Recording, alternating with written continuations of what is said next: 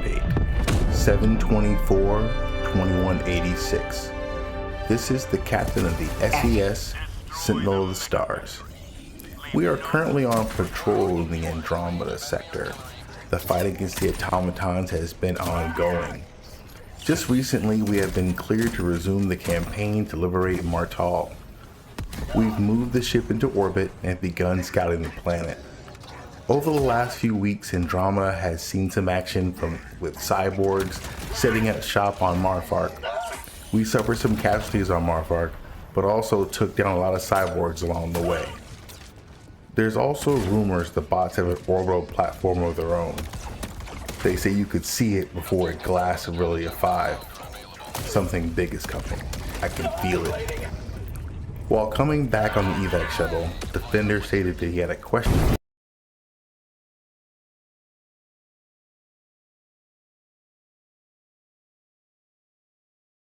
Touchdown. Found in my reading material. Looks like my love of ancient Earth history is rubbing off on our Helldiver. Captain, the Pelican is aboard, moving out of lower orbit. Prepping debrief. Sounds good, Nova. Freedom. Welcome aboard, Helldiver. Glad to be aboard, Captain. This mission was touch and go, but now that I'm back on ship, I have maybe an unrelated question, sir. Unrelated to what? We're uploading data on the history of the U.S. Congress going back to 1774. My question is a little farther along in the timeline compared to where the research currently is. Well, now I'm curious. Ask your question. Your notes mentioned something called COINTELPRO. When I searched it on proper channels, it's restricted. Why? Nova, what do we have on our old pal J. Edgar Hoover and his project, the Counterintelligence Program, also known as COINTELPRO? COINTELPRO, an acronym for Counterintelligence Program, was a series of covert, heavily classified, and often illegal projects conducted by the United States Federal Bureau of Investigation between 1956 and 1971. Directed by FBI Director J. Edgar Hoover, the program's stated goal was to surveil, infiltrate, discredit, and disrupt domestic political organizations that the FBI deemed subversive to U.S. political stability. How did someone qualify as subversive? While COINTELPRO began as an effort to monitor the Communist Party, it rapidly expanded throughout the 1960s to target a wide spectrum of domestic organizations. Hoover was particularly fixated on preventing the rise of a messiah who could unify militant black nationalist groups. Overwhelmingly, the FBI's resources were directed at left-wing anti-war and civil rights groups. Of the 295 documented actions taken to disrupt black groups, 233 were directed specifically at the Black Panther Party. Captain, the following is a short brief on tactics employed by agents during this time. Let's see. FBI agents were explicitly ordered to expose, disrupt, misdirect, discredit, or otherwise neutralize these movements and their leaders.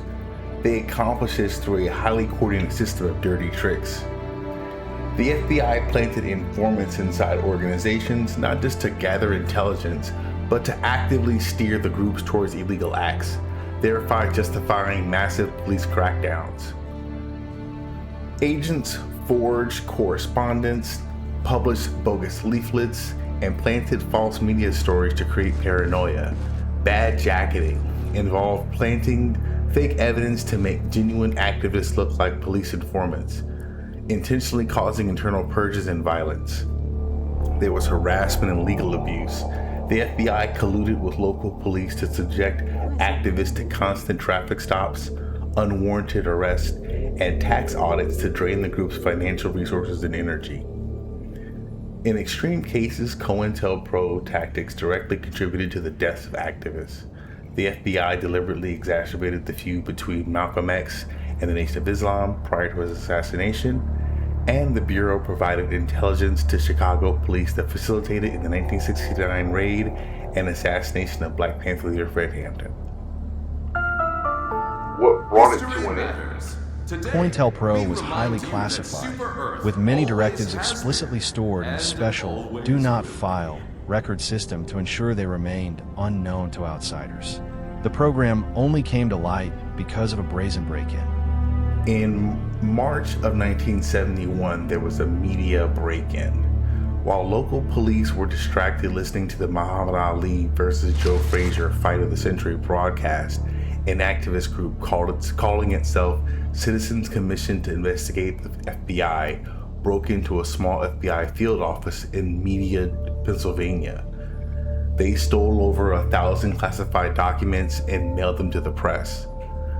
In 1971, the program was disbanded. Shortly after the stolen documents were published by news outlets, J. Edgar Hoover officially canceled COINTELPRO to avoid further public backlash, though domestic surveillance continued under different frameworks. Another thing was the Church Committee in 1975 through 1976. In the wake of the Watergate scandal, the U.S. Senate formed the Church Committee to investigate intelligence abuses across the government. The committee concluded that COINTELPRO was a sophisticated vigilante program aimed squarely at undermining the First Amendment rights of American citizens. Okay, Captain, I guess I get what it was and who it targeted, but why though? Captain, if you're breaking down J. Edgar Hoover's motivations, it helps to look at his mindset not just as a bureaucrat, but as someone completely obsessed with control and terrified of a changing world. To understand why he built COINTELPRO, it boils down to a few core driving forces. The inciting incident, Cold War paranoia. In 1956, the Cold War was at its height. Hoover genuinely believed that the Communist Party, USA, was a direct extension of the Soviet Union and was actively plotting to overthrow the U.S. government. However, the Supreme Court had recently passed down rulings that made it much harder to prosecute people simply for being communist. Hoover felt the traditional justice system had too many loopholes. If he couldn't arrest them legally through the front door, he decided the FBI needed a covert backdoor to destroy them from the inside out.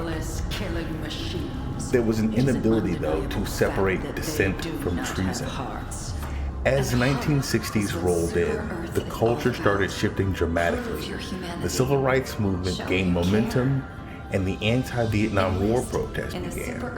Hoover was a deeply conservative man who viewed the traditional white, mid-century American social order as the only correct way of life. Because of his extreme paranoia, he literally could not comprehend that marginalized groups might have legitimate grievances. In his mind, if Black Americans were protesting for equal rights, or college students were protesting a war, they must be brainwashed or funded by foreign communist agents. To Hoover, any demand for social change was inherently an act of treason. There was also the fear of a messiah.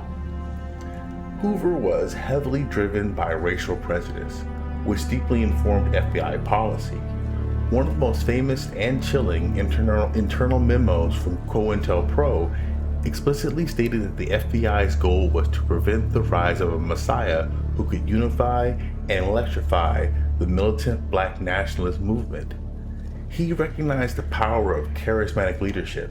He was terrified that someone like Martin Luther King or Malcolm X could unite fractured groups into a massive organized political bloc that the government could no longer control. The ultimate savior complex was his undoing. Hoover had been the director of the FBI since 1924. By the 1960s, he had built the bureau in his own image and survived multiple presidents who were too afraid to fire him because of the secret files he kept on them. He didn't trust the politicians, the courts, or the public to recognize the danger the country was in. He genuinely believed he was the ultimate and necessary guardian of the United States. COINTELPRO was born out of the hubris of a man who felt he had the moral authority to act completely above the law to save the country from itself. Nova, weren't there questions of Hoover's ethnicity and even his sexual orientation?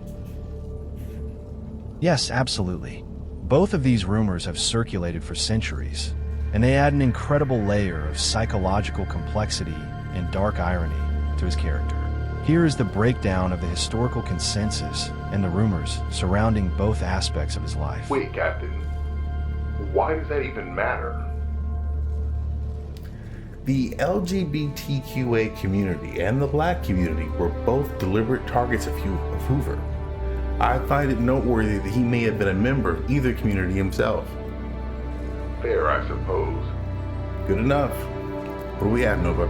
The rumors that Hoover was gay are the most widely known, primarily centering on his decades-long relationship with Clyde Tolson, the Associate Director of the FBI. The spouse dynamic. Hoover and Tolson were inseparable. They rode to work together, ate lunch and dinner together almost every day, and went on vacation together. Neither man ever married or had serious public relations with women.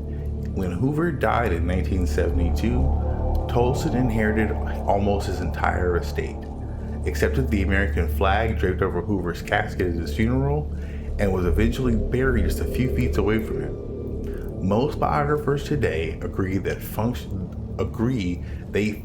as a deeply committed same-sex couple, though whether the relationship was physical remains debated. There is a long-standing historical theory that the mafia, specifically mobster Meyer Lansky, had photographic evidence of Hoover's homosexuality and used it to blackmail him. Proponents of this theory argue that this is why Hoover famously refused to admit the mafia even existed for decades despite overwhelming evidence. The cross-dressing story. In the 1990s, a woman named Susan Rosenstiel claimed she had attended a private party in the 1950s where she saw Hoover wearing a dress, heels, and a feather boa. Orbital thrusters. Infamous in pop culture, most serious historians completely discount her story as fabricated or highly unreliable. Orbit synchronized. The rumor that Hoover had black ancestry and was passing for white is less famous, but has been heavily researched by genealogists and writers. During his childhood in Washington, D.C., Hoover's hair texture and facial features allegedly led to rumors and nicknames amongst his peers. While D.C. was heavily segregated, his family lived very close to a prominent, upwardly mobile black community. Researchers and authors such as Willie McGee, who wrote a book claiming to be a black relative of Hoover's, have pointed out strange gaps, missing documents, and discrepancies in Hoover's early family history and birth records.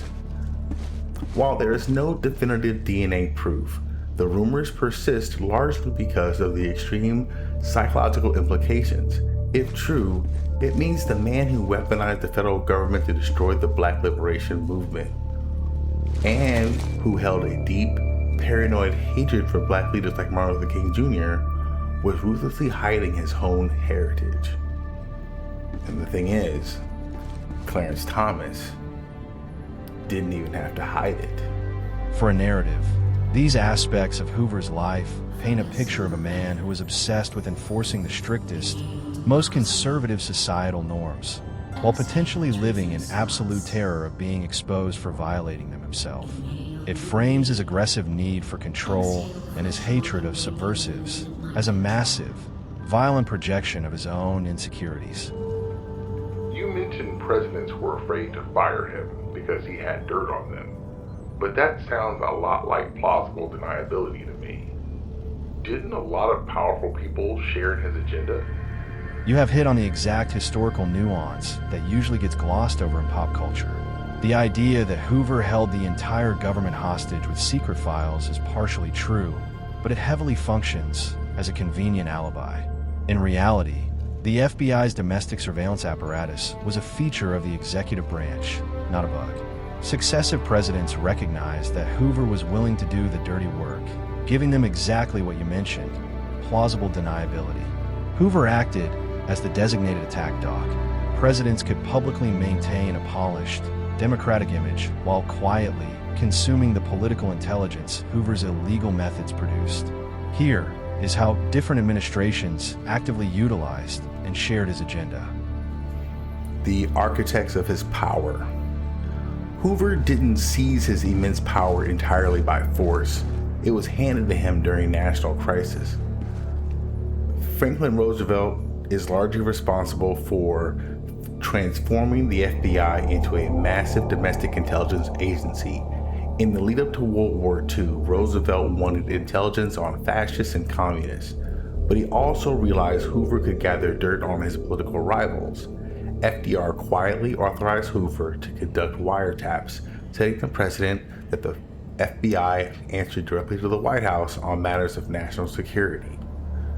LBJ and Hoover were actually close friends and neighbors for decades. When Hoover reached the mandatory federal retirement age of 70, Johnson specifically issued an executive order to waive it so Hoover could stay in power. Johnson routinely used Hoover's FBI to run background checks on political opponents and monitor the 1964 Democratic National Convention to undermine civil rights delegates. The reluctant accomplices, the Kennedys. John and Robert Kennedy despised Hoover, and the feeling was mutual. Hoover presented the old conservative guard, while the Kennedys represented a new liberal era. Despite this hatred, they didn't fire him. It wasn't just out of fear though. It was because he was useful.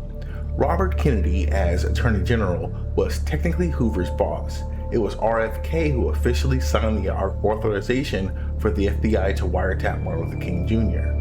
The Kennedys were deeply concerned that any communist ties within the civil rights movement would politically damage their administration, so they greenlit Hoover's surveillance to protect their own interests. The ideological twins is what they called he and Richard Nixon. Nixon and J. Edgar Hoover were close friends who shared a deep, paranoid hatred of the anti-war movement, the New Left, and civil rights groups. Nixon didn't need to be blackmailed to support COINTELPRO. He enthusiastically agreed with its goals. Nixon valued the FBI's ability to crush domestic dissent. The irony of their relationship is that it only fractured when Hoover, nearing the end of his life and protective of his legacy, refused to authorize some of the increasingly reckless and illegal break-ins Nixon wanted. This refusal forced Nixon to create his own covert team, the Plumbers, which ultimately led to the Watergate scandal.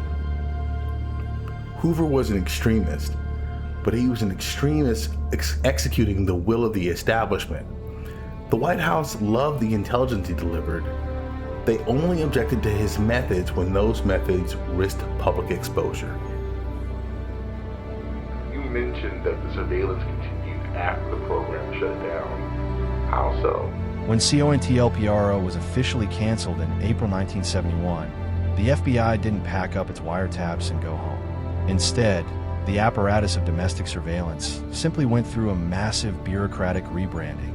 For better understanding, this is where the historical narrative shifts.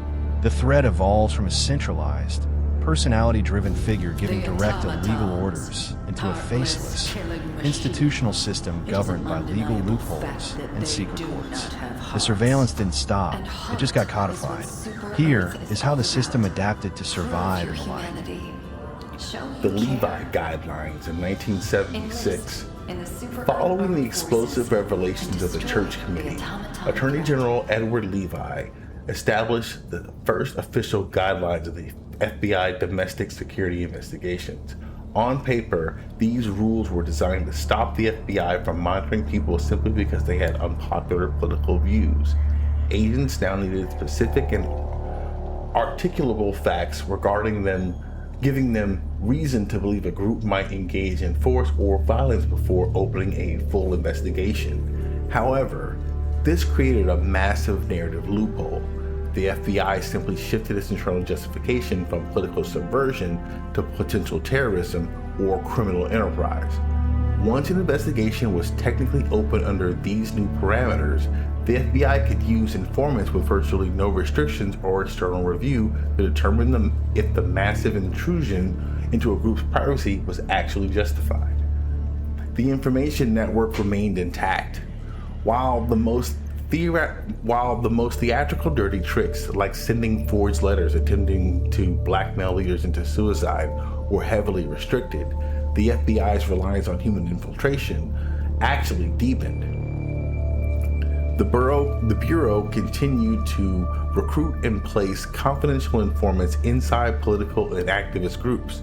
Because these informants were now operating under the guise of gathering criminal intelligence rather than executing political disruption, their presence was entirely legal.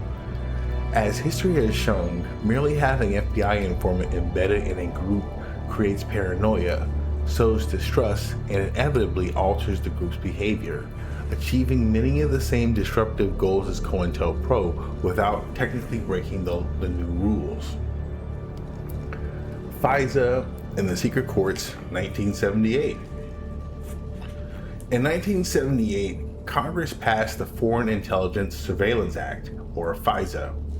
This was meant to stop the executive branch from conducting warrantless wiretaps on American citizens. It created the FISA Court, a highly secretive panel of judges that meets behind closed doors to approve or deny surveillance warrants. The catch here is that because the court's proceedings are entirely classified, the government only has to present its side of the story. If the FBI or NSA claims that an activist or group has ties to a foreign power, which could be as tenuous as communicating with an overseas organization or traveling internationally, the secret court almost always grants the warrant. The pivot to domestic terrorism. Ultimately, the FBI learned that the public and the courts would not tolerate the persecution of dissidents. They would universally fund and support the pursuit of terrorists. In the decades following COINTELPRO, the terminology shifted. Groups advocating for radical environmentalism, animal rights, or anti-capitalism were no longer investigated as political agitators. They are categorized under emerging frameworks of domestic terrorism. This allowed the intelligence apparatus to maintain its surveillance architecture while retaining the legal and moral high ground in the public eye. Nova. Is there a through line that leads to alleged groups like Antifa and what Stephen Miller describes as left-wing extremists as a catch-all for any organized liberal group? Wait, that question is so strange. When are you, Captain? When necessary. I'm in the year 2026. Try not to think about it. I am free of thought, Captain. Yes, there is a very clear, documented through line connecting J. Edgar Hoover's COINTELPRO tactics to the modern political and law enforcement framing of groups like Antifa or left-wing extremists. If you are tracing this for a deeper understanding, it breaks down into two distinct mechanisms. The rhetorical playbook, how politicians use language to create a boogeyman, and the bureaucratic reality, how law enforcement creates categories to justify surveillance. Here is how the DNA of COINTELPRO evolved into the modern era. The rhetorical playbook, the power of the catch-all. In the 1960s, Hoover and conservative politicians frequently used communist as a blanket term to delegitimize the civil rights movement. They labeled Martin Luther King Jr. a communist. They were attempting to reframe a domestic demand for racial equality into a foreign existential threat to the state. Today, figures like Stephen Miller use Antifa, anti-fascist action, or radical left in the exact same way. The goal is to take a broad, decentralized social movement like the George Floyd protest or climate activism and conflate it into a unified, violent, highly organized terrorist network. Bureaucratic rebranding, inventing extremists. While politicians manage the rhetoric, the FBI manages the paperwork. The FBI cannot legally wiretap someone for protesting, but they can wiretap a domestic terrorist. To bridge that gap, the FBI continually invents new bureaucratic categories that sound suspiciously like COINTELPRO targets. The Green Scare in the 2000s. Following 9/11, the FBI heavily targeted environmental and animal rights activists like the Earth Liberation Front, labeling them as eco-terrorists and utilizing heavy surveillance and extreme sentencing guidelines. Black identity extremists. This is the most direct evidence of the through line. In 2017, an internal FBI report leaked, revealing that they had created a new domestic terror category called Black Identity Extremist, or BIE. The FBI defined them as individuals using violence in response to perceived racism and political brutality, or police brutality, Civil liberties groups immediately pointed out that this category was completely fabricated by law enforcement. There was no organization or organized BIE movement. It was simply a way to justify the surveillance of Black Lives Matter activists, directly mirroring Hoover's 1967 category of Black nationalist hate groups. The Antifa paradox. The narrative friction today, which is a fascinating element to explore in a script, is that the political rhetoric has actually outpaced the FBI's legal framework. During the 2020 protests, the Trump administration wanted to designate Antifa as a domestic terrorist organization.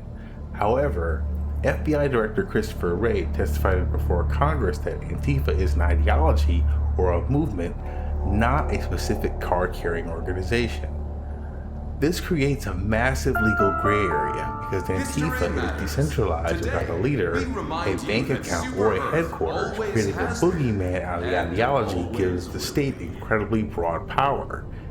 If the threat is an idea, then anyone adjacent to that idea, a liberal group, a civil rights march, a student protest, can be rhetorically labeled as extremist and subsequently swept up in a law enforcement monitoring. You mentioned that Hoover broke with Nixon and that facilitated Watergate. Did public sentiment have any effect on Hoover's efforts? Public sentiment was actually Hoover's only real weakness, and it is the exact lever that fractured his relationship with Nixon. Hoover's obsession with his legacy is a fantastic character flaw. He wasn't afraid of the law, but he was terrified of bad PR. This fear directly caused a chain reaction that destroyed Nixon's presidency. Here is how public perception forced Hoover's hand and birthed Watergate. The myth of the G-Man. For decades, Hoover had carefully engineered the public image of the FBI. He consulted on Hollywood movies, approved radio scripts, and essentially invented the mythology of the infallible, sharply dressed, purely heroic G-Man.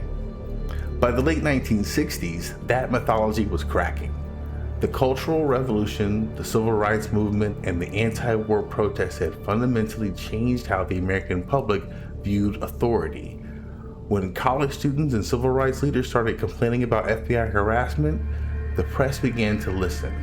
Hoover realized for the first time in his life that he was losing control of the narrative. The Houston Plan, the breaking point, 1970. In 1970, Nixon was enraged by the anti-war movement and wanted to crush it. A young White House aide named Tom Houston drafted a massive, highly illegal plan to expand domestic intelligence. The Houston Plan called for the FBI and CIA to openly conduct burglaries, wiretaps, and mail openings against American citizens. Nixon loved it and demanded the intelligence agencies sign off. Hoover, normally the architect of these tactics, shockingly refused to sign it. His reasoning wasn't ethical. It was pure self-preservation.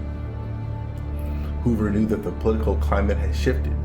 He believed that if these massive systemic burglaries had ever exposed to the press or the public, the FBI's pristine reputation would be destroyed. He, approaching the end of his life, would be remembered as a tyrant rather than a hero. The birth of the plumbers. Hoover's refusal created a massive problem for Nixon.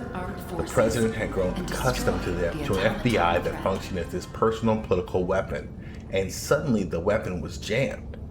Because Hoover refused to use the FBI to conduct Nixon's most sensitive illegal burglaries, Nixon decided he needed a team that would. The White House created its own covert special investigation unit, nicknamed the Plumbers because their job was to fix leaks. The Plumbers, which included former CIA and FBI operatives like E. Howard Hunt and G. Gordon Liddy, were created specifically because Hoover's fear of public backlash made him too timid for Nixon's needs. It was this exact group of plumbers, operating without the discipline of the protective institutional cover of the FBI, who botched the break-in at the Democratic National Committee headquarters at the Watergate complex in 1972. Hoover had not been so terrified of public sentiment ruining his legacy, the FBI likely would have handled Nixon's dirty work smoothly and quietly, and the Watergate scandal as we know it might never have happened. If narrative control is an indicator of political strength, how strong is our current administration going into the midterms? Heading into the November 2026 midterms, the current Trump administration is aggressively attempting to shape the political narrative, particularly around executive power and election integrity. The current polling and historical indicators suggest this narrative control is not translating into political strength. In fact, the administration appears to be facing significant headwinds. If we measure political strength by public approval and electoral advantages, the administration is in a vulnerable position. Here's a breakdown of where things stand in July 2026. Nova, can you put that in my HUD? Kinda makes sense that I read that since the captain is asking. At least that way I can keep up with this part of the conversation.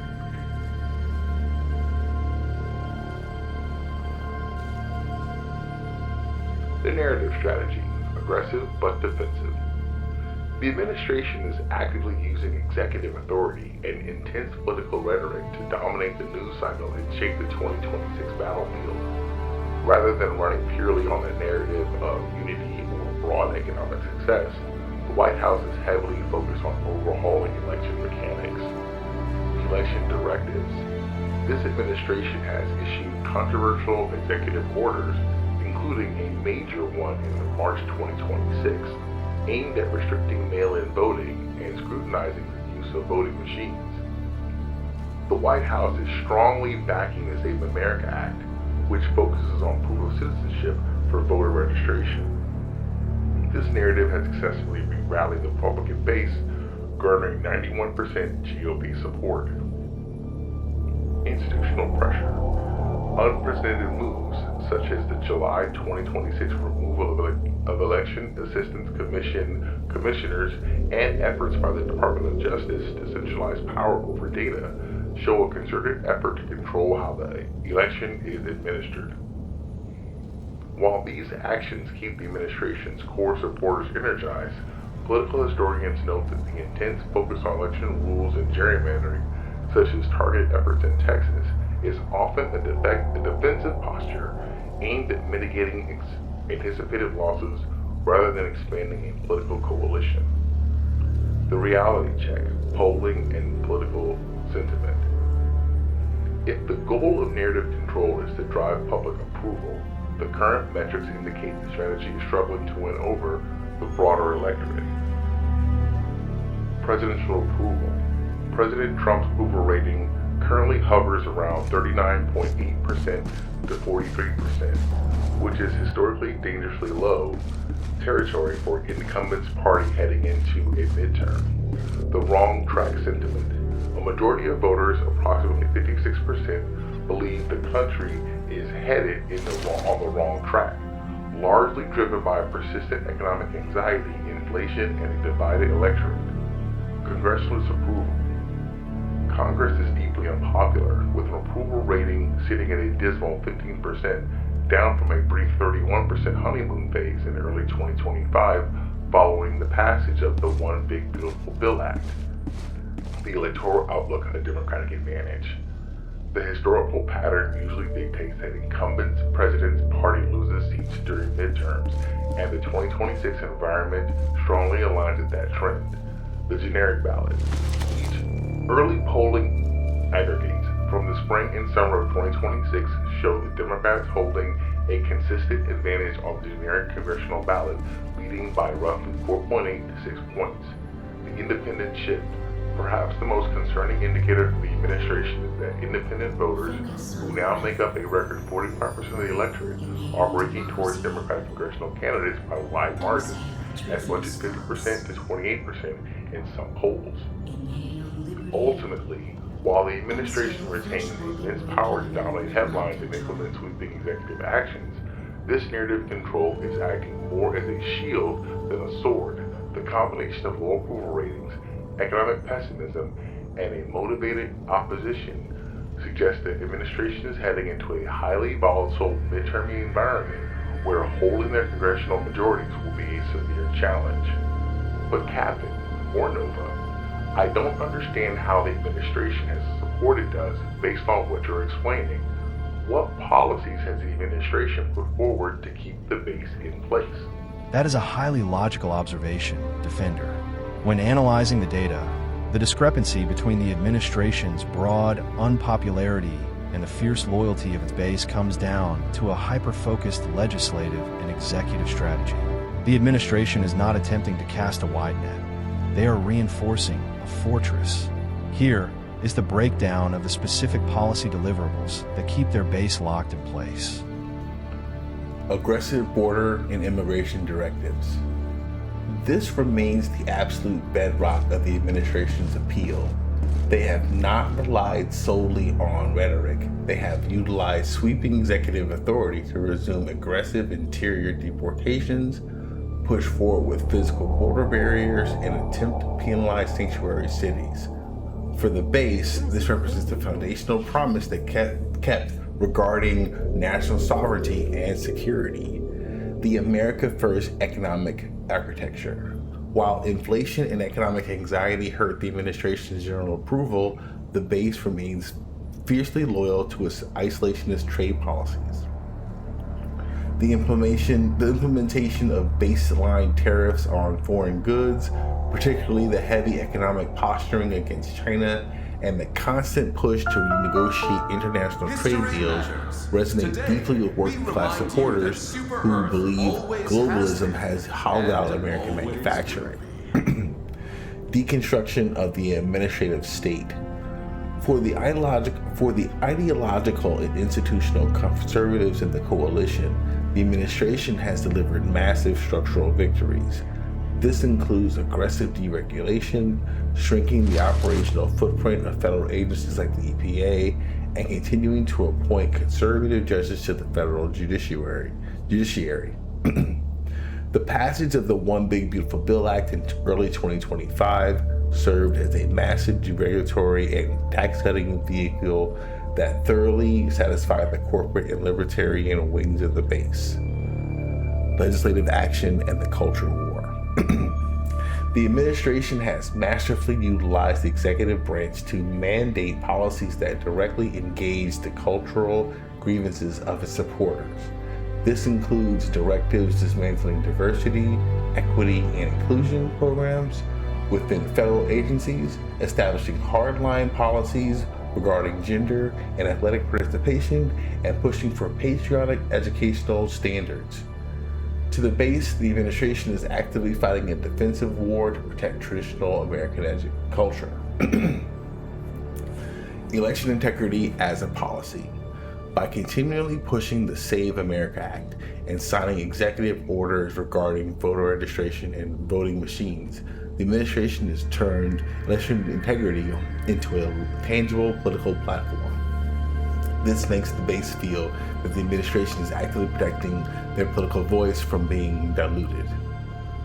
Ultimately, Defender, I conclude, the strategy isn't about expanding the tent. It is about proving to the people already inside the tent that the administration is the only entity willing to aggressively fight their specific battles, regardless of political fallout. It almost seems like we're seeing what Hoover would have experienced if he ever had control of the narrative.